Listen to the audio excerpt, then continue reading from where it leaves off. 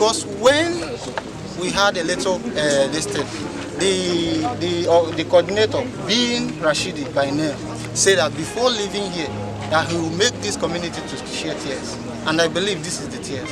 We've been living peacefully. Suddenly, we wake up with this corpse as a gift.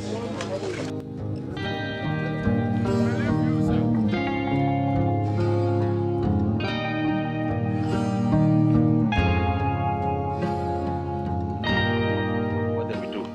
But we condemn this attack. It's not only happening in Ebonyi State. And this country, if it is allowed to go this way, is capable of generating very serious, civil war amongst the nation of Nigeria. So I want to demand from the security chiefs to fish out these people because they are well known. Fish them out, let them face the wrath of the law. It has happened in so many places and they were not fished out to face the wrath of the law, and that's why this kind of thing is happening.